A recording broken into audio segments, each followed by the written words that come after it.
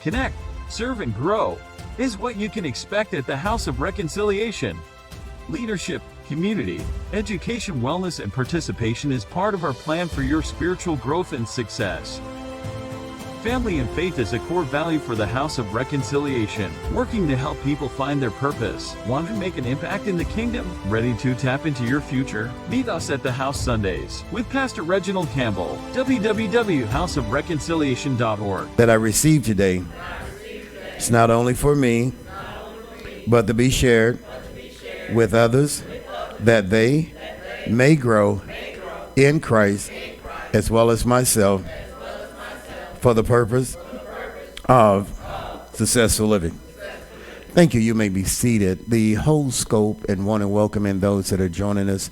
We're here at the Mother Campus in Greenwood, 210 Pansy Road, Hodges, South Carolina. And of course, for those that are watching that are part of our Greenville campus, we thank God for you this morning. And of course, to the virtual campus and all of our global connections. And we mentioned on yesterday, for those that are still celebrating the lunar year, 2024, we're happy and thankful for you to be joining us as well. We do have a little bit of housekeeping, Ministry of Arts, flat worship, mind training, want to do some play skits and also add to the musicians department. We do have on March the 15th, 2024 at 7 p.m. until 9, we have bowling with Little Reggie. To register for that is hr.ministries@gmail.com. Our scripture comes out of Galatians 5:1. It's broken down into 8 parts. So what we're doing is visiting some of those parts. We've talked about stand, we dealt with fast, but we want to deal with the concept of liberty and being free. So the thought process was for the day, my mind is against my future. And when I look at that, and sometimes things come and sometimes things come a little later, it takes me back to what I said earlier this morning, the conversation when Adam had known and Eve had known that they were out of fellowship with God. And it wasn't in the natural, it was in the spiritual, because they were still in the garden. And many of us are still into today, but we're not preparing for tomorrow. This gives the mode to understanding the concept of the 5 wise and the 5 foolish. They all received the same information, but they processed it completely different. So when I say to you, my mind is against my future, the mind is such a complex thing. Why? 75% of who I am and what I am is based upon the negativity that I inherited from my forefathers, Adam and Eve. So I have a thing, I think they call it cortisone, that flows into my mind when someone tries to tell me something, whether it would be constructive or it's about learning, I resist it. Because my nature tells me, as Adam and Eve, I should be the one to solve all of my problems. My mind tells me I know everything. My mind tells me it's an insult to me for you to share something with me that I think I already know. What we have to do is open ourselves up to, there is a thing called best practices. And so other people have other ideas that may get the solution resolved a lot quicker, but because I see everything through me. I don't see it through intellect and intelligence. I don't see it from spiritual insight and spiritual foresight. I see it because I want to control it. The problem is reality is out of our control. We cannot control reality. This is why false illusions come to mind, because this is what Adam and Eve did. They were in the same garden, but yet out of sync with God. My question to you this morning, are you out of sync with your purpose and your destiny? Because when you're out of sync, you're out of rhythm. It's like if you have a bad ankle will lead to a bad foot. A bad ankle will lead to a bad knee. A bad knee will lead to a bad hip. A bad hip will lead to a bad spine. So then something simple as opening my mind to the possibilities of what I can do will cripple me because I'm in a battle with my former self. How do that relate? I can now be a butterfly, but yet I'm trying to crawl like a caterpillar. I was in ignorance, and yet I'm in learning, but yet my association wants to keep me ignorant, because if I learn, I'll outgrow my environment. So then I refuse to use my intellect and intelligence. I choose to turn it off, because when I'm with people who are smart, then I want to let them know how smart I am. My problem is you only have one mind. So how do you turn it off and on? Because at some point you're going to leave it off when it needs to be on, and you're going to miss an opportunity because you were trying to step down to people rather than be an example for people to step up. People who refuse to advance themselves, people who refuse to learn, are people who cripple their own reality. So then we look at it, and I say this to people. I was watching a game on last night, and it was UNC. And there are a lot of people who love UNC at Chapel Hill and that. But my whole point is, you can't play an unranked team and have already lost to an unranked team and about to lose to an unranked team and still want to hold on to your position. As the great Herm Edwards said in football, we play to win the game. See, when you make excuses, if you took the energy and the time that it took to make excuses to put that in prep, you wouldn't have to make as many excuses.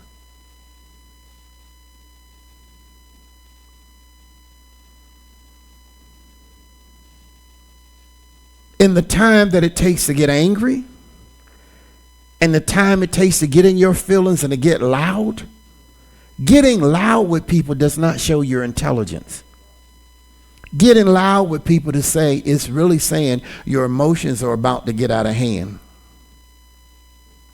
All you got to do is look at the current situation in sports. There was a Christian school out in the West. And because there wasn't a foul that was called, the Christian people threw trash on the floor.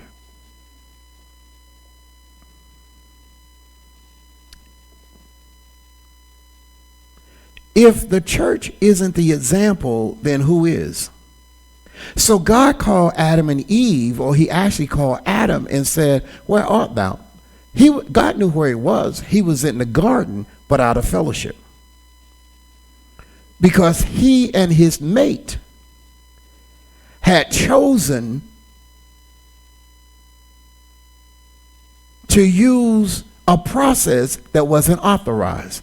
How many of us are listening to people who don't have the credentials to tell us what we need to know for the next move in our lives?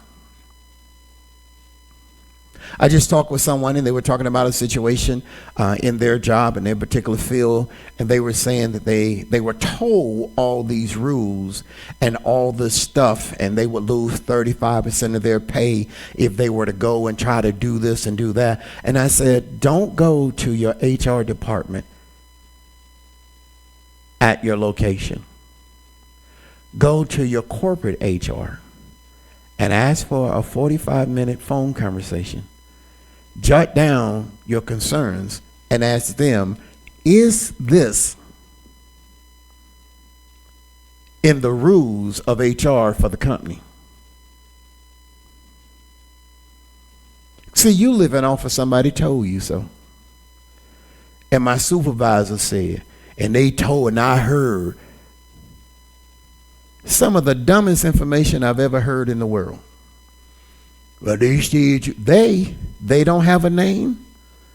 If I cannot authenticate it, then why am I going to believe it? So Adam and Eve did not check with God to see if what they had done all the time that they had done it, because I can't go back to the story, but I think they did like 2 or 3 things and they tried to cover themselves. No one told them that they were out of order, but something within them told them that they were not in reality. How many of us are out of lockstep with God? I think of myself as something that I have not built myself to be. I'll say it again. I think of myself as something that I have not built myself to be. If you want to be something, you're going to have to put in the work in order to be what you plan to be. Is this making sense? So here's what happens when I'm in denial, the same as Adam and Eve. We're on a collision course with reality. We're on a collision course with purpose. We're on a collision course with destiny. And so when reality and purpose and destiny shows up, many people are frozen in time. They are not prepared. That attitude, that hiding under the rock, that avoiding. Do you not know progress is a part of conflict? Y'all not looking like y'all. Some of y'all got on your team jerseys and all that, and your coach has been fired and all of that, and you're still holding out hope. Still holding out hope, just determined. And you all know my member from the Midwest who asked me, why is it bad to root for a losing team? It's because you pick up that spirit of losing. I might have to turn around on that one. Oh, no, I don't want to turn around that one. You pick up that. You ought to be like one person who said, I just like the colors. If you like the colors, just say you like the colors. I like the colors of the team. I don't know who the players are, whether it's football, basketball, soccer, hockey. I just like the jersey. But when you put your feelings into something that doesn't deal with reality, then what are you doing to yourself? Illusion. Hope. But hope without a strategy. Hope is not a strategy. Come on. This person claimed they couldn't find they outfit out. I don't know who house you left it over. He said he couldn't find it. Ain't nobody in the house but him unless he got something else he want to tell. Come on, Slim Shady. Come on. Yeah. You need to talk to your brother. See, here's the thing. Living in a moment does not build your future. Too many people are trapped in a moment. This is the way it was. This is the way it's always been. And being human, we have a level of resistance to growth. And one of the signs for me as a leader is I can always hear how we can tell other people what they need to do.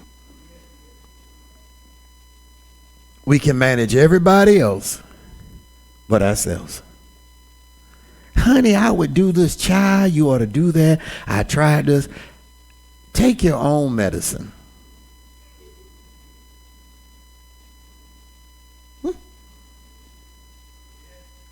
And to people who were struggling, anybody successful, they had to struggle too. But here's what they did. They didn't focus on the struggle. They focused on the opportunity, and the opportunity led them to purpose and destiny. Sometimes you don't learn till you fail. And when you fail, it's where the next step of opportunity reveals itself. But if we're resistant to learning, then we'll fight the knowledge. It is so sad to watch people fight credible knowledge.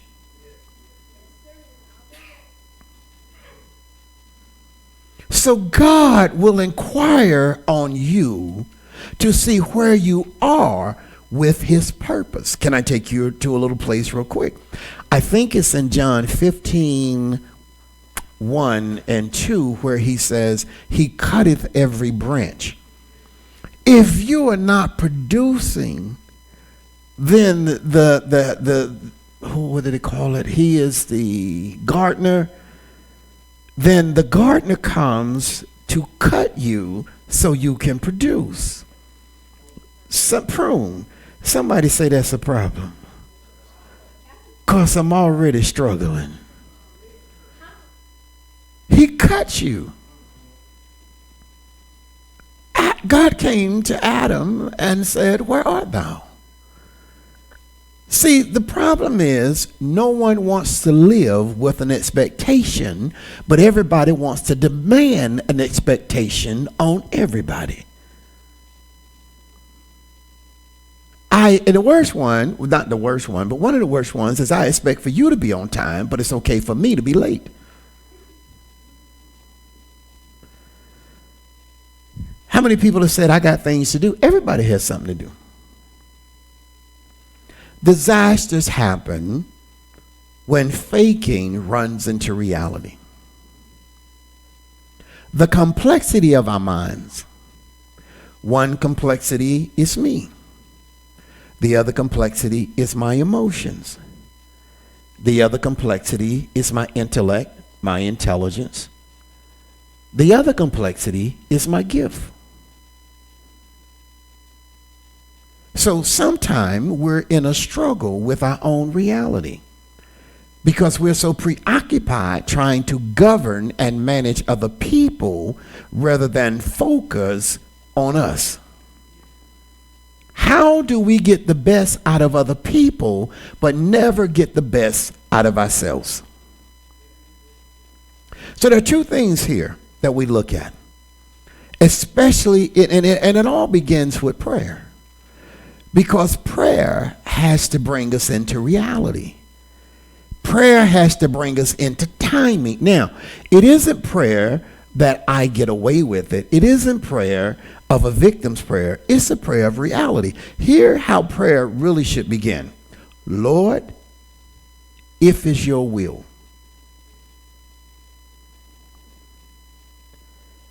And if it's your will, help me to accept it. When the last time that prayer been prayed?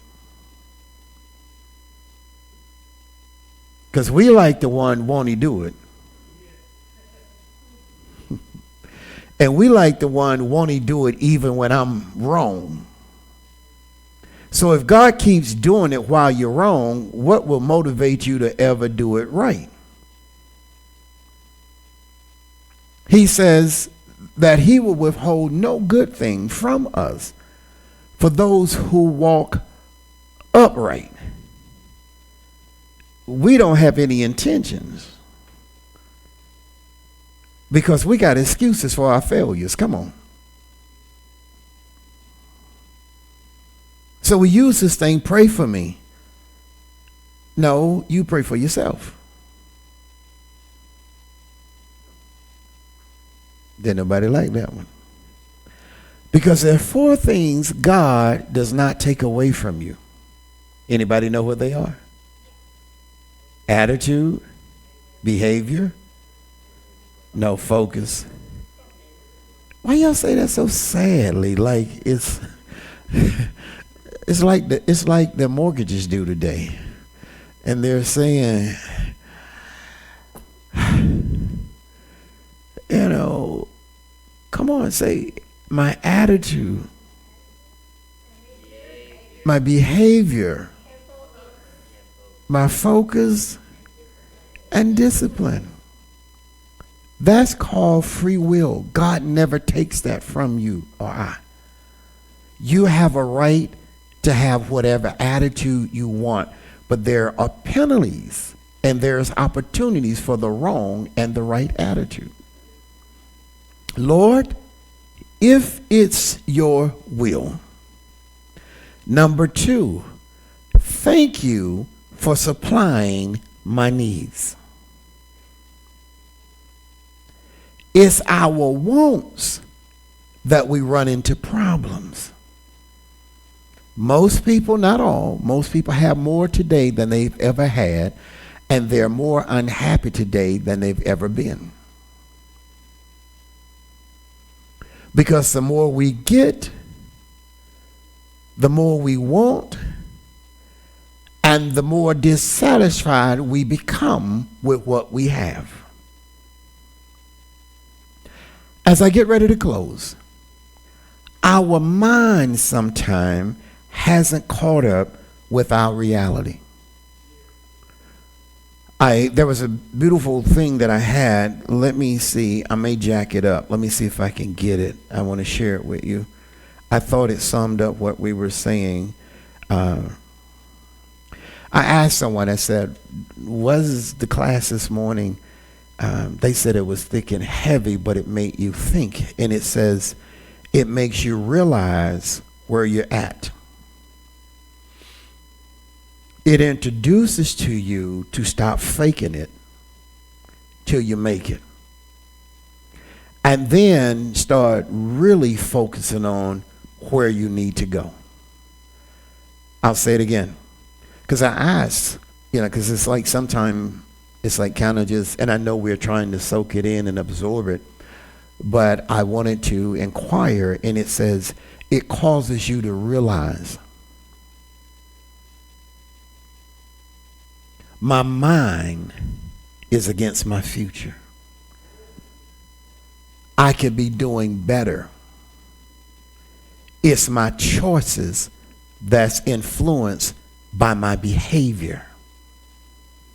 And I let other people's attitude infect me, so now I have an attitude of I don't care, or I'm going to do it anyway. And this is what Adam and Eve did. We can do it without God. And yet we were assigned and created by God. And yet I don't need God. So it says, realize where we're at. Quit trying to fake it till we make it. Why is that critical? God has never dealt with anything that was not authentic. Everything God made was authentic. He never dealt with synthetic. Synthetic stuff and synthetic drugs tears up our bodies. They do not work with our natural organs. Am I right? So when we are faking it, we are out of line with our authentication that God gave us. Then to get real about my life or where I need to go. God bless you. I'll see you soon.